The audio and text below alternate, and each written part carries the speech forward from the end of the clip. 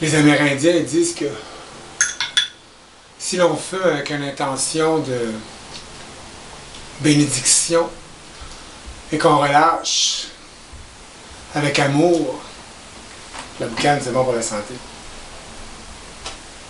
Mais je pense qu'on fait n'importe quoi avec une intention de bénédiction et d'amour, et tout est bon pour la santé, même la maladie. Hein? Qu'est-ce que la guérison? Ah, la guérison, c'est de me guérir de mes fausses conceptions, de mes perceptions, de mes jugements, de mon idée, de l'idée que je me fais du monde dans lequel je suis. De comprendre l'hallucination que la peur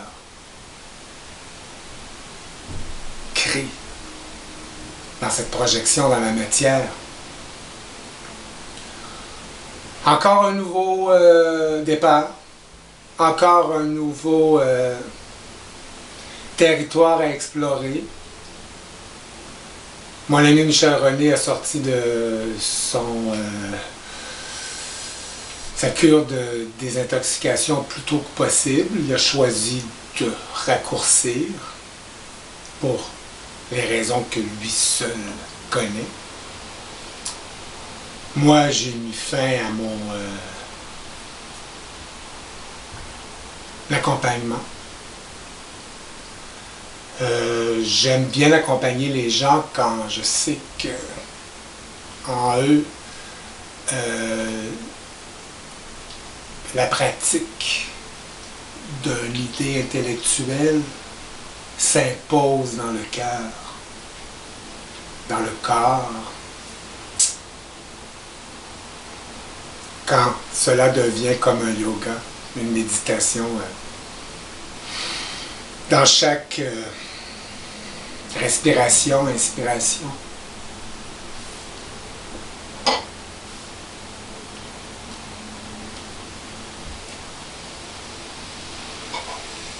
C'est certain que sans vraiment connaître mon avenir, mon intention à moi de retourner au sud, en Floride, près de la mer. J'ai des amis qui m'y attendent. Repasser par New York. En attendant, je vais essayer. J'ai déjà essayé, mais ça n'a pas vraiment été très rempli de succès. De faire une demande d'assistante sociale, de réussir à avoir un peu d'argent du gouvernement canadien, ou serait-ce le gouvernement québécois. En tout cas, le Québec, c'est toujours au Canada. C'est qu'il me demande tellement des trucs. Il voudrait que j'aille revoir le chirurgien qui m'a opéré pour lui faire signer un papier. Puis moi, il n'y a aucune... je ne retournerai jamais le voir. C'est comme demander à une femme battue d'aller voir son mari qui la battait. C'est un truc que je ne ferai pas. J'ai demandé ma filière médicale. Je devrais aller la chercher d'ici quelques jours. J'ai déjà eu mon dossier médical, puis je l'avais déjà montré à un oncologiste ici à Montréal, très important, très proéminent. Puis lorsque cette personne avait vu mon dossier médical, la première chose qu'elle m'avait dit après, avec des amis qui étaient autour de moi comme témoins, Rosemary, est-ce que tu veux, où tu veux que tes cendres soient répandues? Alors mon dossier, il y est clair, très clair par rapport à la maladie incurable dont je suis atteint. Le choix que je fais moi maintenant, de ne plus travailler, de ne plus prétendre à participer à cette société où tout est basé sur un espoir, un avenir de vivre presque à tout jamais. Quand moi j'ai décidé que tous les jours que je me levais, chaque heure que je passais, chaque respiration que je prenais était comme si c'était la dernière. Faire comprendre ça à une société qu'en général, c'est lorsqu'on est presque au bord de la mort, qu'on se retrouve hospitalisé. Les derniers moments, les gens repoussent au plus tard possible le moment d'affronter la peur de mourir. Puis moi, ben, déjà, ça fait quoi? Vraiment, je pratique ça depuis 22 mois maintenant. Malgré que je vous parais être très en forme. Naturellement, je laisse l'esprit me guider et rayonner à travers moi. Alors naturellement, ce n'est pas la peur, la maladie, la souffrance, la douleur que je laisse rayonner à travers mon corps, mais c'est une certaine sérénité, une certaine paix qui aujourd'hui, pour tout l'art du monde, je n'échangerai pas. Et chaque jour que Dieu me donne encore dans ce corps, sur cette terre, à me préparer toujours à laisser ce corps, est une bénédiction. Parce que naturellement, si je serais prêt, et si toute la peur serait hors de moi, je vous garantis que je ne serais pas ici. Je suis la preuve que la peur existe. Encore, je vous le garantis. Je la pratique dans l'humilité. Je vis de charité. Je suis rendu que je fais l'homme sandwich presque tous les jours dans le centre-ville de Montréal, écrit sur moi comme une étoile jaune, comme une étoile rose. Dans le temps de la Deuxième Guerre mondiale, cancéreux, ne travaille plus, pas de bien-être social, aidez-moi.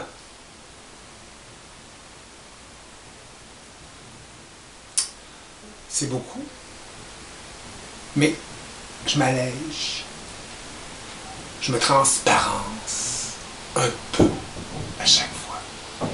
Plus je me montre, je me déploie dans mon corps, plus je prends mon esprit, cette pensée que vous avez tous, cette pensée intérieure, et je l'extériorise, je l'incorporise dans mon corps, et je la dévoile à vous tous. Je me sens disparaître. Je me sens m'effacer. Je commence à, dans cette pratique de transparence, à ressentir les choses, les gens encore plus. J'ai des moments, des aperçus de notre unicité, de notre ensemble, de notre totalité. Et ça, c'est suffisant, c'est toujours suffisant, ces petits moments de gloire qui me sont donnés pour continuer la voie que j'ai choisie. C'est pas une voie qui est difficile, c'est certainement pas facile non plus, mais c'est paisible pour moi, c'est nouveau, c'est une nouvelle manière d'exister, c'est d'être en permanence dans une sorte de pratique de yoga, de méditation, de rendre hommage, de rendre grâce à plus grand que moi. Ça peut peut-être vous apparaître qu'au contraire, je ne m'oublie pas, je ne pense qu'à moi, je ne fais qu'à ma tête, mais non. Quand on a le cancer comme je l'ai, quand on est malade comme je l'ai, quand on est pauvre comme je l'ai, quand on est sans endroit pour vivre comme je l'ai, quand on est sans possession comme je le suis. Moi seul sais. Maintenant, comment je suis paisible, calme et serein. Et ça, il n'y a rien qui peut être échangé. J'ai déjà vécu autrement. J'ai vécu comme vous tous, à ma façon bien sûr. J'ai toujours été assez rebelle. J'ai toujours eu cette graine de peut-être savoir que d'autres choses étaient possibles, t'sais, parce que je ne vis pas ailleurs que dans le peut-être, dans le doute en fait. Je doute de moi et de ma façon d'agir. Je doute encore, je doute toujours. Les gens ont la foi, moi j'ai le doute. J'ai la foi en mon doute.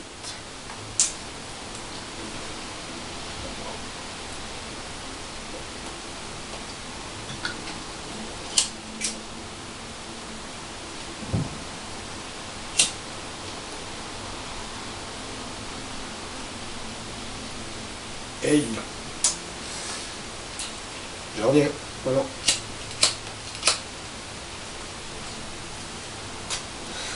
Si jamais il y a quelqu'un de vous qui partez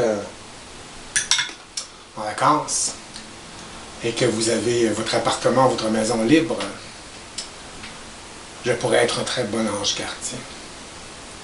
Ça, vous pouvez me faire confiance.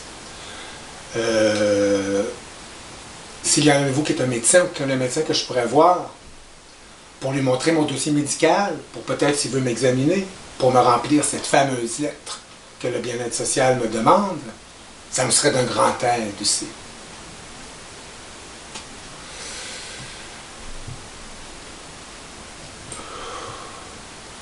Je vais sûrement rester encore quelques semaines à Montréal parce que j'aimerais ça, pouvoir... Parce que ce petit montant d'argent que le gouvernement me donnerait, ce serait une fortune pour moi dans le genre de vie qu'est la mienne maintenant.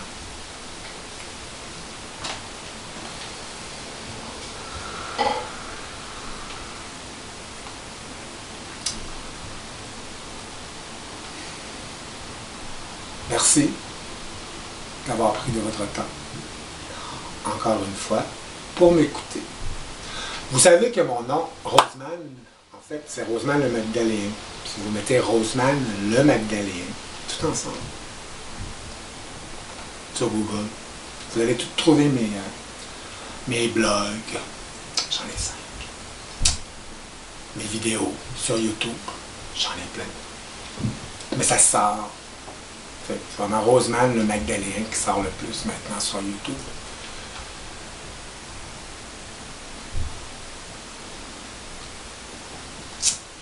Je continue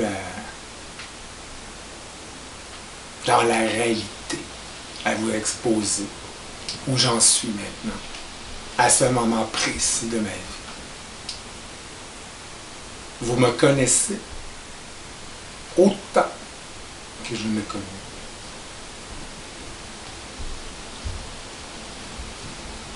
Soyez bénis.